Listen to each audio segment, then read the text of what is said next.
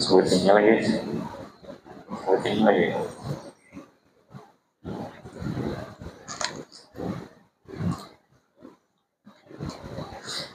Alhamdulillahil aliyyil jalil. Wassalatu wassalamu ala nabiyil ikhlil. Sahibil wajhis sabihi wal khuluqil jamil. Sayyidina Muhammadin wa ala alihi wa sahbihi wa man tabi'ahu bi ihsanin min kulli dhi rubbin nabil. Amma ba'du, subhanaka la ilma lana illa ma 'allamtana innaka antal alimul hakim wa la hawla wa la quwwata illa billahil aliyyil azim. Allahumma shrah lana sudur wa barik lana fil umur wa dha'if lana al-ujur wa arhil uyubina as-sutur wa adim fina wa fi masyayikhina وفي أهل غزة والمسلمين الفرح والعزة والنصر والفرج والسرور وأزل عنا وعنهم المشكلات والمهلكات والفتن والمحن والقتل والهرج والشرور واختم آجالنا برؤية النبي صلى الله عليه وسلم. اللهم اهدنا والمسلمين لأحسن الأخلاق وأجمل الآداب وأوسع الأرزاق وأهنأ العيش وأطهر القلوب وأخلص الأعمال وأفضل الأحوال لا يهدي لها إلا أنت واصرف عنا وعنهم سيئها لا يصرف عنا وعنهم سيئها إلا أنت. Alim ulama yang kita muliakan, guru-guru agama, tokoh masyarakat, pengurus Masjid Al-Mustaqim Desa Tumbang Anjir, Kecamatan Kurun, Kabupaten Gunung Mas, Provinsi Kalimantan Tengah. Hadirin wal hadirat muslimin dan muslimat sekalian rahimakumullah. Tak hentinya kita panjatkan puja, puji dan syukur kehadirat Allah Subhanahu wa taala atas semata-mata karunia-Nya kita bisa berhadir di kesempatan yang mulia ini pada ruang induk masjid yang mulia ini, pada waktu yang mulia ini dalam rangka membiasakan sembahyang berjemaah walaupun maghrib.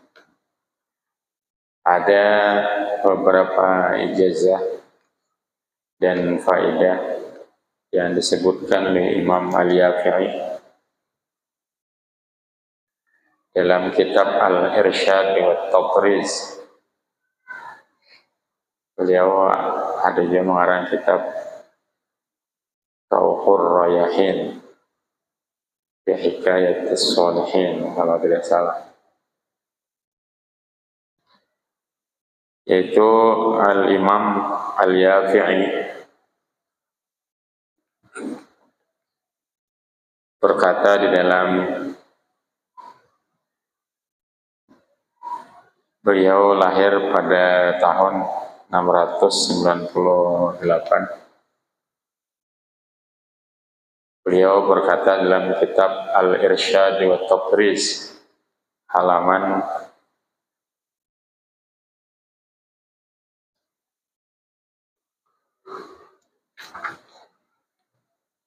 267 cetakan Darul Minhaj, yaitu menyebutkan Al-Qadhi Husain di antara ulama Syafi'i dalam kitabnya At-Ta'liqu fil Mazhab. Dia berkata, memandang sebagian para nabi kepada umatnya atau kaumnya, maka ia merasa banyak akan mereka, banyak kaumnya, umatnya atau muridnya seorang nabi zaman dahulu. Dan mereka takjub kepada nabi itu, karena takjub itulah mati daripada kaumnya itu pada satu waktu yang sama oleh 70.000 orang. Dari seorang nabi mengumpulkan umatnya pada satu waktu, kemudian ia menganggap umatnya itu banyak, dan mereka pun takjub melihat sang nabi itu. Maka karena takjub itulah sehingga histeris, ibaratnya histeris, dan mati 70.000 orang seketika pada waktu yang sama. Jadi zaman dahulu kan orangnya sedikit, lalu ada suatu majelis seorang nabi yang mana pesertanya itu 70.000 orang mati. Mungkin 100 ribuan jamaah majelisnya itu. Padahal orang dulu itu kan sedikit, dan sebelum zaman Nabi kita. Seperti suatu majelis yang besar, tidak ada tandingannya. 100 ribuan jamaahnya barangkali. Yang jelas yang mati histeris memandang dan melihat kepada Nabi itu 70.000 orang. Maka Allah Ta'ala berwahyu kepadanya, engkau telah mengain akan mereka. Ain ini suatu penyakit yang seperti sihir, tetapi bukan sihir. Jadi membuat orang histeris, ibaratnya, karena mengidolakan seseorang dan memandang akan seorang itu istilahnya full perfect, sangat sempurna, tidak ada cacatnya, tidak ada aibnya, tidak ada celahnya, sehingga histeris dan matilah 70 orang. Kalimat histeris ini tidak ada jadi kitab ini, cuma kita membahasakan saja berkemungkinan.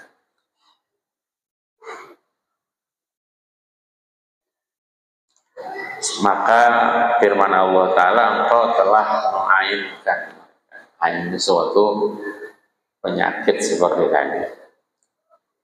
Jadi takjub membuat penyakit ain. Maka sesungguhnya jika engkau bintingi mereka, mereka tidak akan celaka.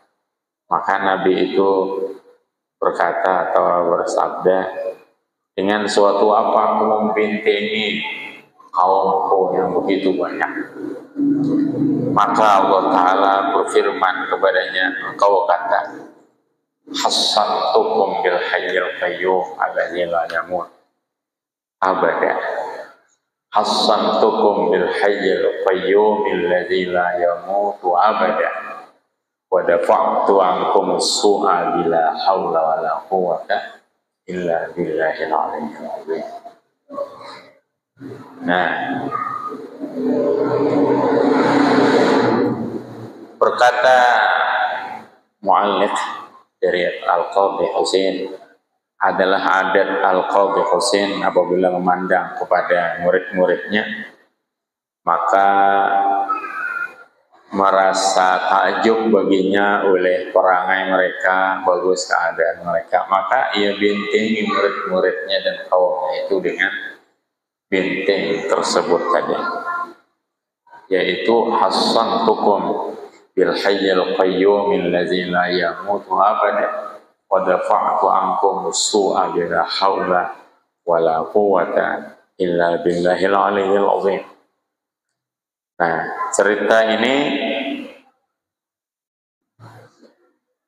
disebutkan oleh Imam Nawawi dalam kitab Al-Azkar dan diriwayatkan seumpamanya dengan maknanya oleh Imam Ahmad dalam Musnad Ahmad, Musnad Imam Ahmad dari Suhaib radhiyallahu anhu.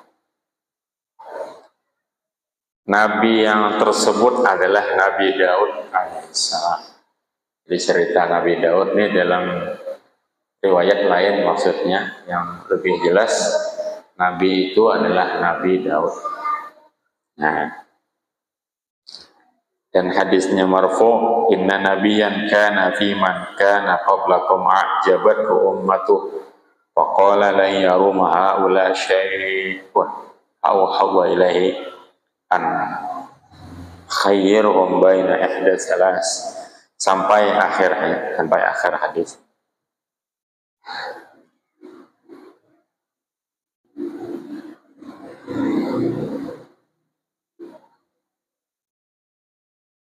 Nah, jemaah sekalian rahimakumullah. Jadi seorang pemimpin itu mampu membimbingi muridnya, maka demikian pula seorang ayah mampu membimbingi semua anak-anak. Semua anak, semua orang di kampungnya, semua muridnya, semua pencintanya. Dalam hal kita sebagai seorang suami dan sebagai seorang ayah, maka jika kita ingin membentengi anak-anak kita dari kejahatan, dari kemaksiatan, dan dari bala bencana, maka tidak salahnya kita mengamalkan hadis ini. Hadis yang ada dalam Musnadul Imam Ahmad dan disebutkan oleh Imam Nawawi dalam Azkar, dan dari Suhaib radhiyallahu anhu, dan disebutkan oleh Imam Al-Yafi'i dalam Al-Irsyad wa Tadris.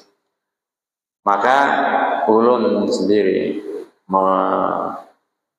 melihat dan menyaksikan beberapa permasalahan pada anak-anak yang dialami oleh sebagian kawan dan jemaah kita, dan ada hubungan dengan kami pribadi. Misalnya anaknya itu ada 2 tahun tidak bisa berbicara, ada bahkan 6-7 tahun tidak bisa berbicara, dan ada bisa bebandir biasa kita, dan berbagai lain sebagainya. Maka selaku guru itu tidak termasuk, karena bukan murid, karena anak boleh murid istilahnya. Jadi kadang kita mendoakan murid-murid kita saja, dan anak-anak dari murid ini tidak termasuk. Nah, kecuali kalau ditambah wa auladihim, nah misalnya seperti itu, dan itu belum pernah terpikirkan sebelumnya ditambahkan wa auladihim wa dzurriyyatihim. Karena kita jujur lebih egois, seperti semoga diafiatkan ulun dan keluarga dan zuriat dan santri dan lainnya, sebatas itu aja. Padahal maksudnya wa auladihim. Nah, itu berkaitan selaku seorang guru. Tapi berkaitan kita selaku seorang ayah atau orang tua atau kakek, misalnya kita punya cucu dan lain sebagainya, maka walaupun kita tidak nabi sebagaimana dalam hadis tadi ya, Nabi Daud alaihi wassalam, walaupun kita tidak nabi dan walaupun kita tidak guru, tetapi kita orang tua atau kakek atau nenek, maka tidak salahnya kita angkat tangan, kita panjatkan pujian kepada Gusti Allah Subhanahu wa Ta'ala, dan kita bayangkan orang per orang dari anak atau cucu kita, kemudian kita baca hassantukum bil hayyil qayyumil ladzi la yamutu abada wa dafa'tu ankumus su'a la haula wala quwwata illa billahil aliyyil azim. Artinya aku bentengi kalian ini si anu anak kita, misalnya sini cucu kita sini. Nah itu mestinya seperti itu ya. Atau kalau ada fotonya, nah itu bisa dilihat ya, fotonya sini. Mau foto ini sebenarnya bid'ah istilahnya, yang banyak dulu di pertentangkan di antara para ulama, khilaf ulama. Jadi tidak mesti foto. Adalah di hati, yang lebih tepatnya ke ayahnya. Kalau kita sebagai guru misalnya, ketika membaca itu tidak terbayang si kecil si anak ini, si anak itu kan tidak terbayang. Tapi kalau di generalkan, diumumkan keseluruhan, nah itu mungkin. Hassantukum, aku bintengi kalian bil hayyil qayyum, dengan maha hidup dan maha mengelola, alladzi la yamutu abada, yang tak mati selamanya. Wa dafa'tu ankum su'a bila haula wala quwwata illa billahil aliyil azim. Dan aku tolak daripada kalian akan kejahatan baik dunia maupun agama dengan kalimat la haula wala quwwata illa billahil aliyil azim.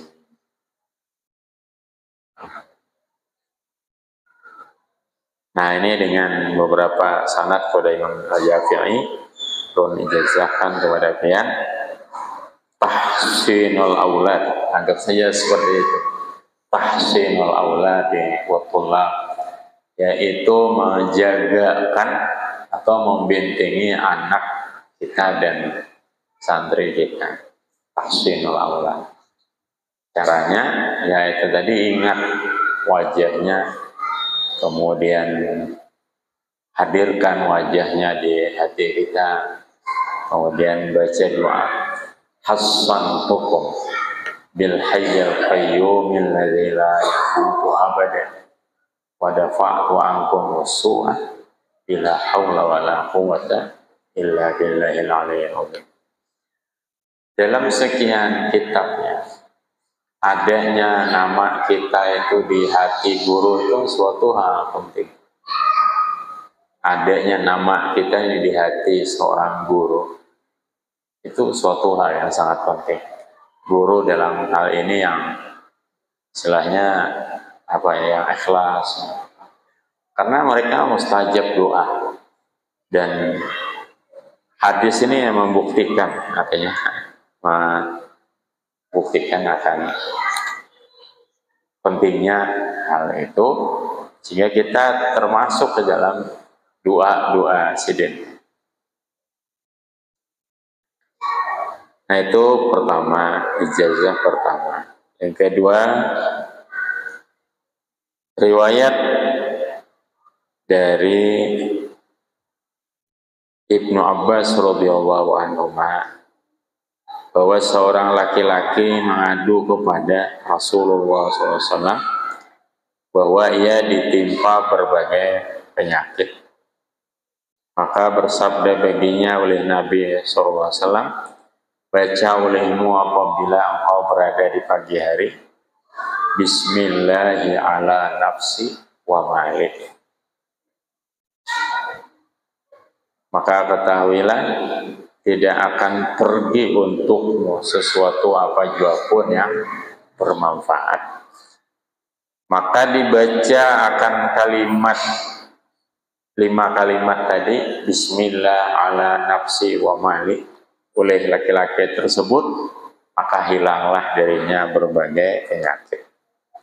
Nah, ini ada juga riwayat yang lain. Ini riwayat Ibnu Sunni dalam Amalul Yaum wal Lailah, dan disebutkan oleh Imam Nawawi dalam kitab Al-Azkar halaman 160, dan sanadnya dhaif.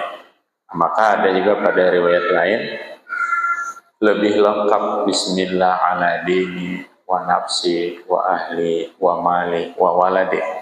Kalau di sini Bismillah ala nafsi wa mali, itu aja. Bismillah ala nafsi wa mali, ente jagakan harta dan diri dan harta. Kalau riwayat lain lebih lengkap, Bismillah ala dini, jagakan agamaku, wa nafsi, diriku, wa ahli, istriku, wa mali, hartaku, wa waladi, dan anakku. Cukup dibaca pagi hari. Nah, tidak ada hadisnya sore ya, tapi tidak salah juga kalau sore hari dibaca, dan cuma 1 kali. Nah, Bismillah ala nafsi wa malik, ini kalau di riwayat sini. Ada riwayat lebih lengkap, Bismillah ala dini wa nafsi wa ahli wa mali wa waladi. Nah, itu ada ceritanya lah. Ini diantaranya orang berpenyakit, maka dibacanya itu pagi hari, maka hilang daripadanya berbagai penyakit itu. Bismillah ala nafsi wa mali. Lagi ada kopi ini kayaknya hilang penyakit haus kita. Pengen coba.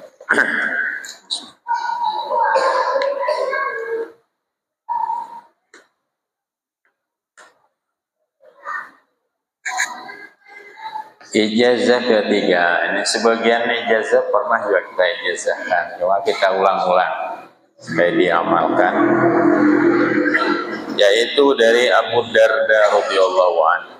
Barang siapa setiap hari di pagi dan sore hari membaca 7 kali Hasbiyallahu la ilaha illa huwa alaihi tawakkaltu wa huwa rabbul arsyil azim, 7 kali pagi dan 7 kali sore atau petang hari, Allah cukupkan ia apa yang menjadi urusannya, menjadi kepentingannya dari perkara dunia dan akhirat. Cukup ini artinya 2, menarik manfaat dan menolak mudarat. Nah, jadi itu saja 3 ijazah, dan insya Allah kita ulang-ulang lagi pada berbagai pengajian yang lain. Kita ijazahnya diulang-ulang, makin diulang makin mantap. Yang penting digawe, dikerjakan. Pertama tadi, bayangkan siapa yang ingin kita lindungi, kemudian baca hasantukum bil hayyil ladzi la yamutu abada wa dafa'tu ankumus su'a bila haula wala quwwata illa billahil aliyyil azim.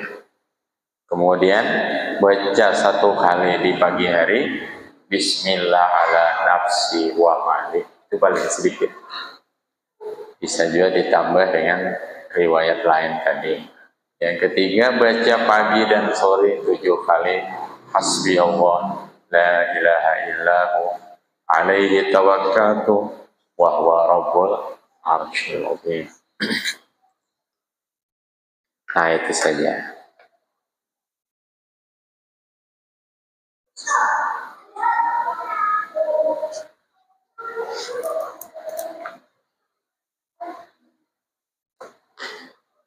Kita meneruskan kajian pada Suluh 9 Muhtadin, yaitu juz 2 halaman 178 ya. Ambar, hukumnya dan asal usulnya, dan mengapa mayit laki-laki dikafani 3 lembar dan wanita 5 lembar kain. Sudah tahu belum? Belum kan? Matan dan demikian lagi suci ambar. Definisinya adalah yaitu suatu yang tumbuh ia di dalam laut, kemudian maka timbul ia dengan dipukul ombak, dan bukan ambar itu tahi binatang laut. Bersalahan berbeda dengan sangka segala mereka yang menyangka dia. Minyak harum juga, ambar minyak harum yang tumbuh di laut. Tetapi terkadang ditelan ikan, kemudian maka dimutahkannya akan dia. Jadi sebenarnya itu bukan dari iwak, tidak, tapi ya hidup di laut, tumbuh di laut, kemudian ditelan ikan, dimutahkan. Seolah-olah ya kayak kopi luwak juga, ya. Seolah-olah itu dari perut ikan. Di hukumnya maka ambar yang diyakin keadaannya ditelan oleh ikan itu tidak najis ya, hanya adalah ya suci ainnya, bendanya, tetapi karena najis, karena kan dari perut ikan, karena kotoran dalam perut, maka yaitu suci ya dengan terbasuh, karena bahwasanya ambar itu beku lagi tiada berubah ya dalam perut ikan daripada asalnya. Adalah bandingnya seperti biji yang telah dimuntahkan akan oleh binatang seperti luwak, ya, dalam contoh kopi luwak. luwaknya binatang ya, lain kopi di luwak. Nah, kopi di luwaknya dimuntahkan mutan najis, suci bila dibasuh. Apabila ada biji tadi keras, tidak hanya biji kopi ya, jadi biji yang lain ada juga misalnya ditelan oleh binatang kemudian dimuntahkannya, maka itu juga mutan najis, suci kalau dibasuh. Kira-kira jika ditanam ia niscaya tumbuh, maka yaitu mutan najis karena najis, suci ya dengan dibasuh. Sepertinya sudah ya. Kemudian pembahasan ke-6, 3 benda najis menjadi suci karena berubah hakikat. Nah, Yohyan itu adalah batasnya. Halaman 180 kan? Di atas kan? Definisi khamar adalah aku nih kitab 2 semuanya kitab jadul nih. Mbah Hano ada terbawa nang ampun seorang jadul ini bawa pas jenata pakai nang itu diciri di situ di sini kata. Nah, halaman 180 definisi khamar atau arak dan hukum marikayasa khamar menjadi cuka. Sana ya. Matana definisi khamar. Bermula hakikat khamar arak itu yaitu tuak yang memabukan yang jadi daripada air buah anggur basah yang diperah. Nah, jadi tuak di sini tuak yang memabukkan. Jadi definisi khamar adalah tuak yang memabukkan. Nah, yaitu jadi daripada air buah anggur. Jadi khamar ini berarti dia cairan. Kalau tidak cairan seperti pil, ekstasi atau apa, maka hukumnya khamar juga pada mengkonsumsi tapi tidak najis. Tidak najis karena dia pil misalnya kan, dan dimaksudkan untuk obat apa, tapi di macam budrik juga, tapi di muka sampai 10. Nah ya itu ya. Jadi kan tidak najisnya, cuma dimaksudkan untuk mabuk dengan overdosis, maka akhirnya mabuk, untung ada mati. Nah, jadi orang overdosis itu ya ada lawas Jepang hidupnya, walaupun istilahnya orang sakit kepala, kalau minum obat sekali sekaping seperti bodrek 10 biji itu ya tidak juga bertahan lama, karena bisa memecahkan pembuluh darah tentunya. Overdosis, apanya aja overdosis itu kayak gas juga juga. Nah, udah tahu lah. Jadi istilah kita tuh alon-alon sing penting kelakon. Biar aja lambat sembuh, ibarat obat itu. Atau bisa kita hendak obat tunang langsung minum langsung sembuh. Nah, ada bisa. Karena berarti dosisnya itu tinggi. Nah, Anda kita obat langsung sembuh. Ada merasakan pulang sobar atas penyakit hebatnya. Nah, ada merasa pulang disakit. Nah, jadi jangan sampai overdosis, tinggian dosisnya. Nah, maka arak yaitu definisinya tuak yang memabukkan yang jadi dari air buah anggur basah yang diperah. Tentu anggur tidak satu-satunya bahan yang bisa dijadikan untuk arak, untuk tuak. Bisa juga aren, ya kan? Nah, aren juga berfungsi hal yang sama, yaitu seperti buah anggur, ya, air buah anggur jika tidak difermentasi, makanya sama kita minum penyulaang. Nah, penyulaang yaitu air buah aren, tidak masalah. Tapi ketika fermentasi ini pengendapan, diendapkan pada sekian waktu, maka dia akan menjadi cuka. Jika diendapkan lagi, maka akan menjadi tuak. Hukumnya sama saja, karena dia berubah fungsi menjadi arak, menjadi tuak. Jadi dari air buah anggur basah yang diperah atau disuling. Tetapi yang dikehendaki dengan khamar arak di sini itu tiap-tiap yang memabukkan lagi yang cair. Jadi kalau memabukkan tidak cair, ya tidak arak namanya, tidak khamar, tapi tetap haram juga.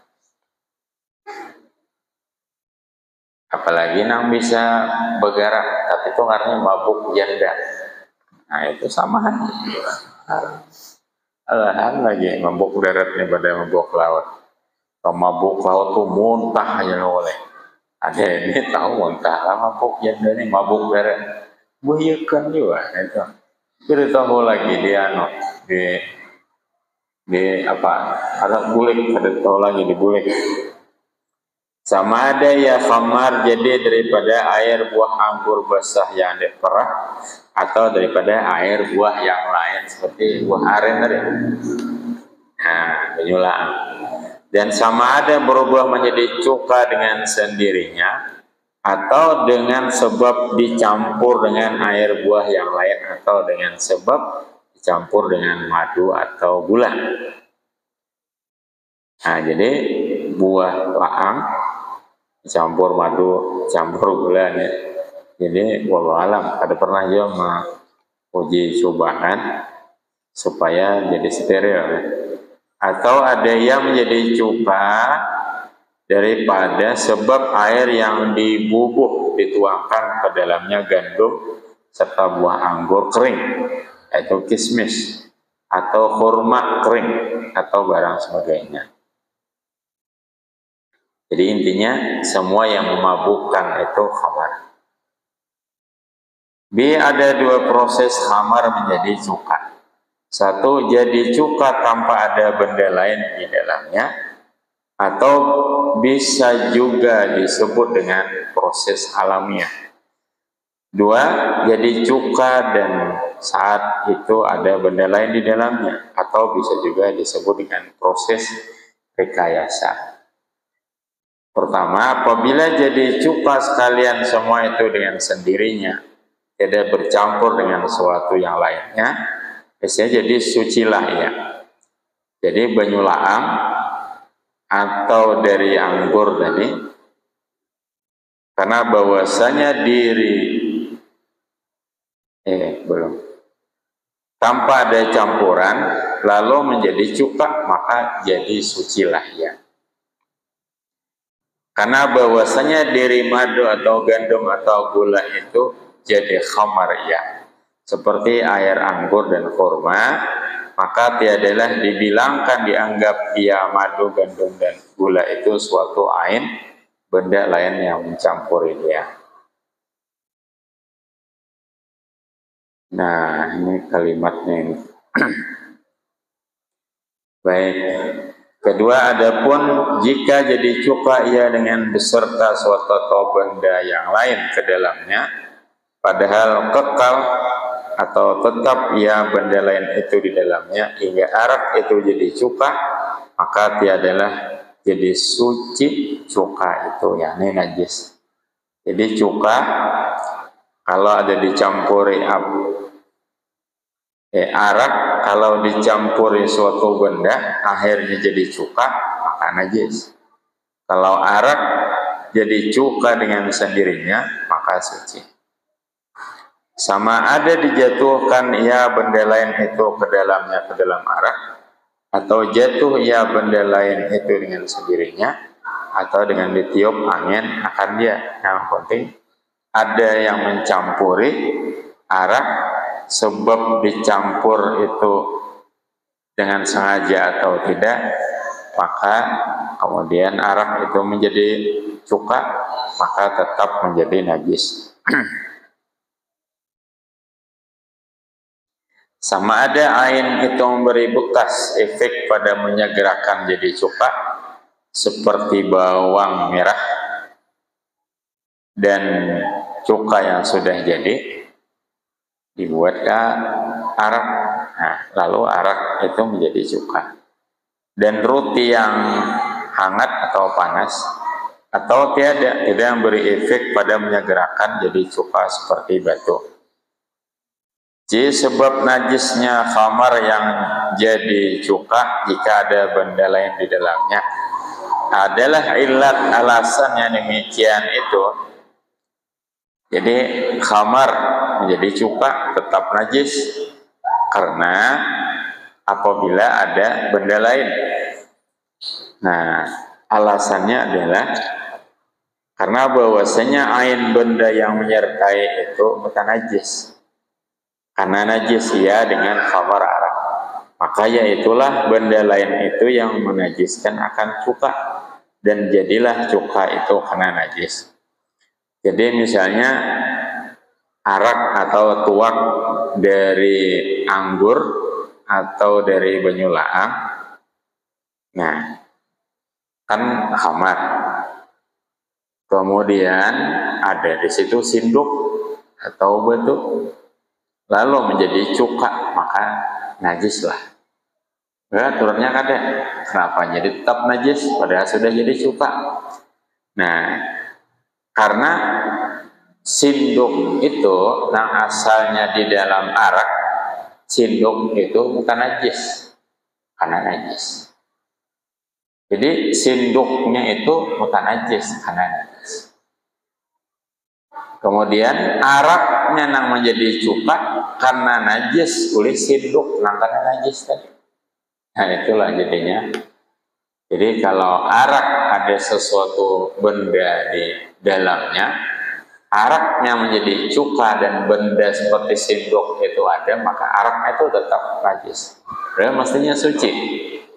Karena benda itu kena najis oleh arak, dan ketika arak itu menjadi suci, benda yang kena najis itu menajiskan akan cuka. Nah, seharusnya suci. Itu ilatnya. Jadi diketahui dari itu tajamnya ahli fikih di dalam memandang suatu permasalahan. Masuk dalam hal ini Datu Kalampayan tidak mudah memvonis sesuatu hukum. Berarti apalagi seseorang kan, suatu hukum beliau tidak mudah memvonisnya, begitu tajam. Padahal mestinya tuak ini tidak memabukkan lagi. Jadi fungsinya itu hilang. Fungsi tuak setelah menjadi cuka ini tidak memabukkan lagi. Tetapi karena di situ ada sinduk yang pernah jadi mutanajis karena ada di dalam tuak, dan ketika tuak ini berproses yang menjadi cuka dengan lama berhenti istilahnya, atau dengan sendirinya istilahnya, maka dia terkena najis oleh sinduk yang bukan najis. Maka dari karena inilah, jikalau dikeluarkan ain benda itu daripadanya sebelum ya jadi cuka, niscaya sucilah cuka. Jadi kalau sewaktu masih jadi arak, jadi tuak, sinduk itu dikeluarkan dari tuak itu, kemudian tuak itu menjadi cuka, maka suci cuka karena tidak ada benda lain tadi.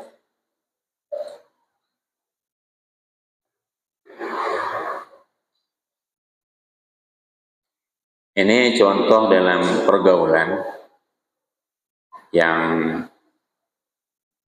najis maknawi istilahnya lah. kita bertemu seseorang itu pernah terkontaminasi oleh pergaulan maksiat.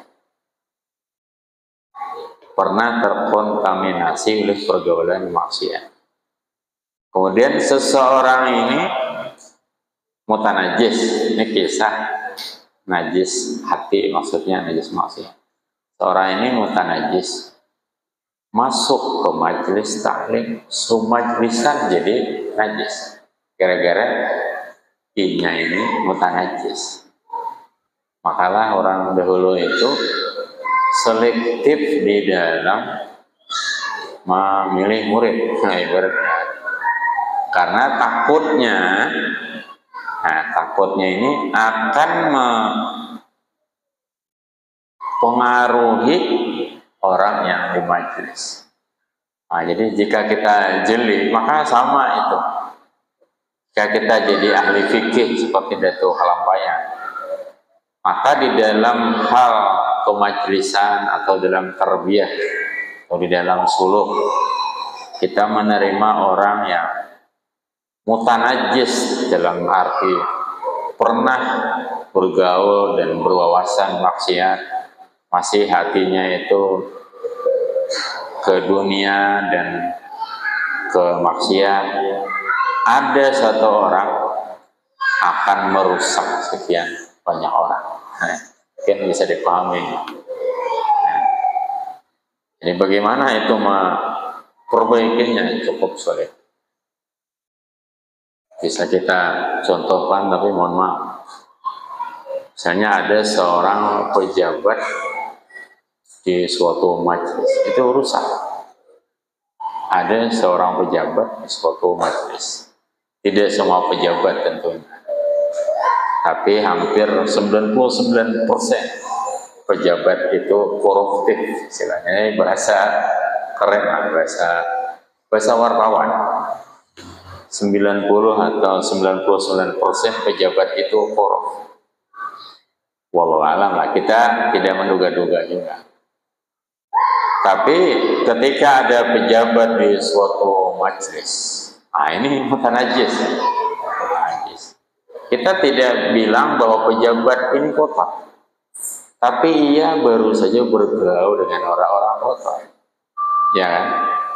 Ia baru saja bergaul dengan entah politisi, entah pejabat.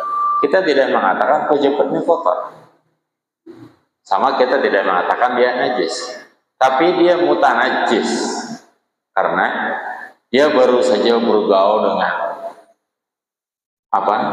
pemangku pemerintahan, baik eksekutif, yudikatif, dan legislatif yang korup, ya. Nah, maka ya ada kontaminasi itu, ada ya seperti itu, terimbas, maksudnya terimbas. Dan orang seperti ini hadir di suatu majelis, ya seperti itu tadi. Jadi adanya sendok di wadah arak, araknya menjadi cuka, maka tetap najis.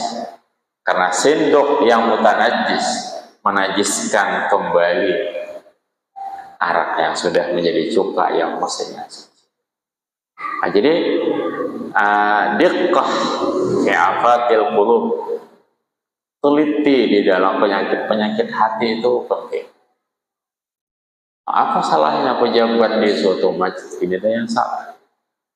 Tapi gayanya, hedonismenya, apanya lagi, keduniaannya, kemudian bicaranya yang kisah uang, kisah harta, kisah kesombongan, dan kisah lain sebagainya, ini sedikit banyak akan mempengaruhi keluarga kiai, anak cucu istri kiai. Akhirnya, Pak, bisakah proyek, Pak? Nah, ini kan semua masalah.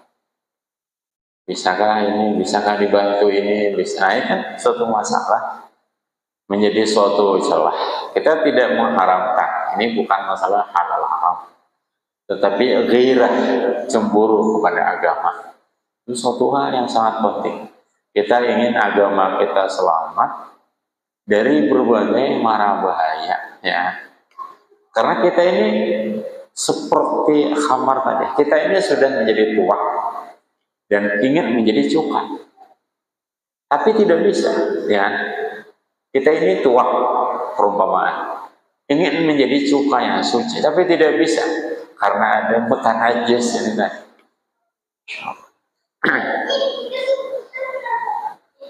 Jadi cukup tajam pandangan para fuqaha ini.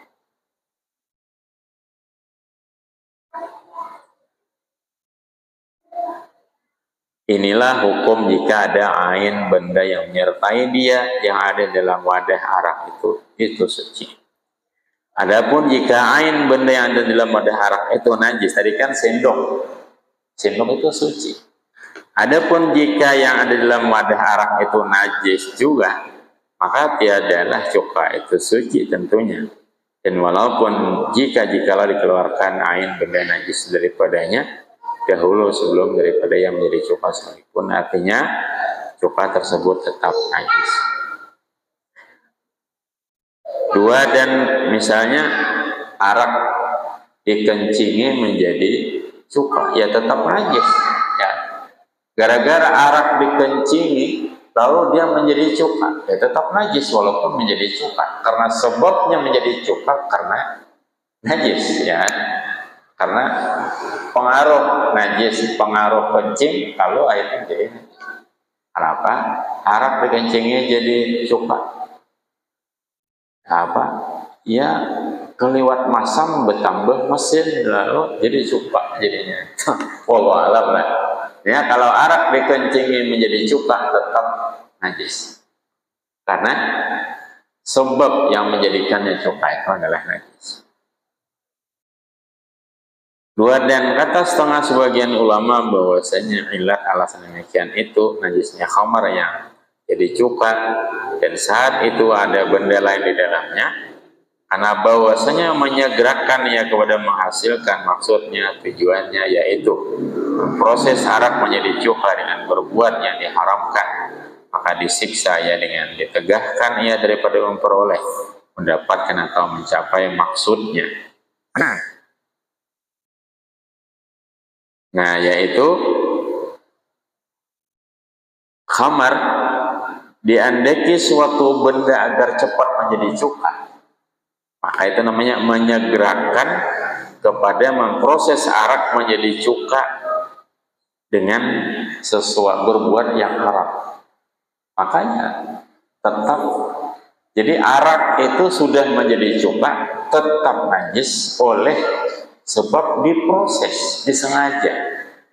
Nah, disengaja, karbitan ibaratnya. Karbitan ya, misalnya. Jadi yang bisa arak menjadi cuka itu suci, dia menjadi cuka dengan sendirinya tanpa diproses oleh proses rekayasa. Adalah bandingnya perumpamaannya seperti membunuh seorang akan orang yang diwarisinya akan dia, supaya segera mewaris ia akan hartanya. Orang mau bunuh kuitannya supaya mewaris, ia akan mewaris, maka disiksa ia dengan ditegahkan dari mewaris ia. Maka dari karena inilah dikata man istajala syai'an qabla awani uqiba bihirmani, artinya barang siapa menyegerakan suatu dahulu sebelum daripada waktunya, disiksalah ia dengan menegahkan dia daripadanya. Syarah berkata musannif, adapun jika jadi cuka dan seterusnya, ada sambungannya yaitu di hukum takhlil atau merekayasa haram menjadi cuka haram, karena dilarang oleh Rasulullah SAW. Dalilnya sampai situ aja, sampai di hukum takhlil. Wallahu alam, mudahan faedah barokah, mudahan semakin hari hati kita semakin bersih, akidah kita semakin benar, kemudian arah hidup kita semakin jelas, kemudian kotoran yang ada dalam diri kita semakin terbuka dan terkikis, kesombongan kita semakin hilang, semakin lontor, dan hal yang sulit kita gapai daripada angan-angan, daripada cita-cita, mudahan dipermudah oleh Allah Subhanahu wa Ta'ala. Mudahan segala bala bencana diangkat oleh Allah Subhanahu wa Ta'ala dari diri, istri kita, keluarga, anak, cucu, menantu, dan orang yang dekat dengan kita. Semoga selalu dalam sehat walafiat, disejahterakan daripada kemiskinan, dilunaskan segala utang piutang, dan diberi pergi haji ke Baitullah dan ziarah kepada makam Rasulullah SAW, dan muslimin dan muslimat ala hadhihi niyati wa ala kulli niyyah salihah wa bi niyyati man wa syuyukhuna wa bi sirri asrar al-Fatihah. A'udzu billahi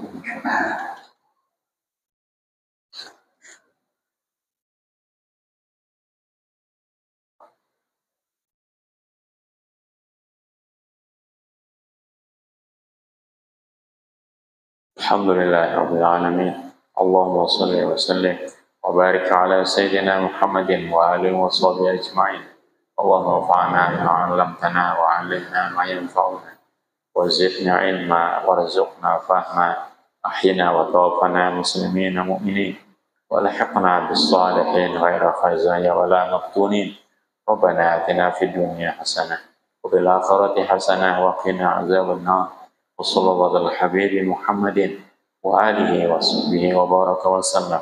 Subhana rabbika rabbil izzati amma yasifun. Wassalamun ala al-mursalin. Alhamdulillahi rabbil alamin. Taqabbalallahu minkum.